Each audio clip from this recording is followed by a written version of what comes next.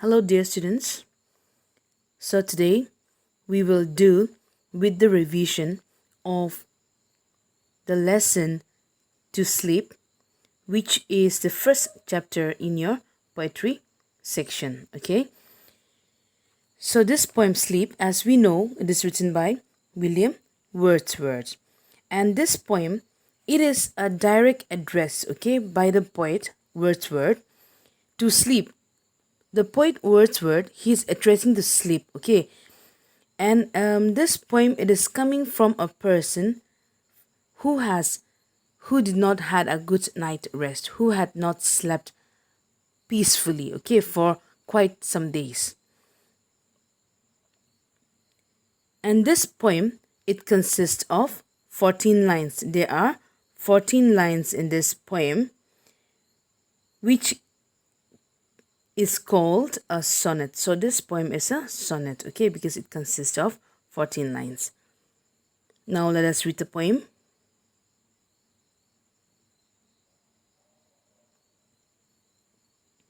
A flock of sheep that leisurely pass by, one after one, the sound of wren and bees, murmuring, the fall of rivers, winds and seas, smooth fields, white sheets of water and pure sky.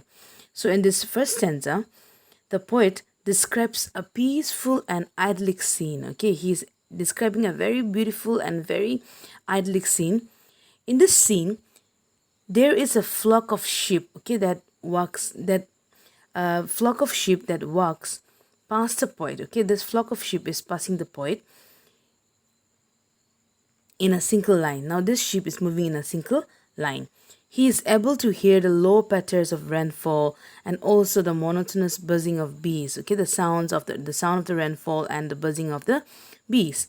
He is also able to hear a river as it flows along the shore. Okay, he could hear the sound of a river as it flows along the shore, the sound of the wind blowing gently and the bubbling of the water. So again, even the sound of the wind. Now the first stanza it is describing about the things that the poet could hear. Okay, so he could hear the wind blowing gently and also the bubbling of the water as it reaches the sea.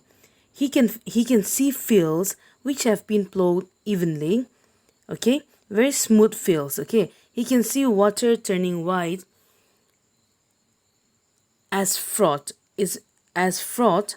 He can see water turning white, okay, as the froth is produced on its surface of the water, that white like bubbling on the surface of the water.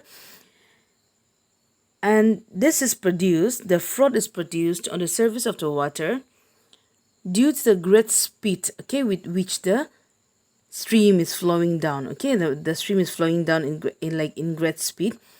So he can, and not only that, the poet, he can also see the pure sky, okay, the clear sky. I hope this is understood, the first stanza. Okay, let's go to the second stanza. I have thought of all by turns, and still I lie, sleepless, and soon the small birds' melodies must hear, first uttered from my orchard trees, and the first cuckoo's melancholy cry. So in the second stanza, the poet says that he has thought about all the aspects of the scene. He tried to, imagine all the scenes, all this, and all the serene, means very calm environment. He tried to imagine all this calm environment, which he thought, which he thought described in the previous stanza one by one. Now in the first stanza, he has described the various things that he tried to imagine, right? But still then, even though he thought of with all these things one by one, yet he is not able to sleep. Hence, he must come up with some more strategies. Okay, he must come up with some more plans, strategies to bring sleep to his eyes. Okay, because he wants sleep. Okay, he just wants sleep to come to him.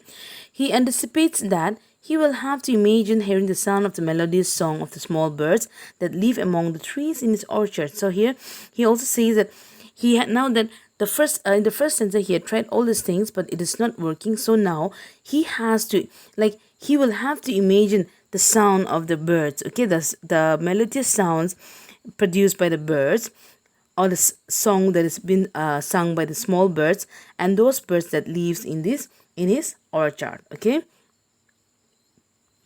he even he may even have to imagine. Okay, he says that he may even have to imagine hearing the sound of the cuckoo. Okay, the cuckoo is a bird, and this bird, when it used to like the sound of the cuckoo bird, it sounded very sad and melancholy means it's a very sad cry. Okay, the sound of the cuckoo is a very sad one. So the poet says it even after listening to all those things in the first stanza, and also he thinks that he has to imagine, now he will have to imagine the sound, the melodious sound of the birds.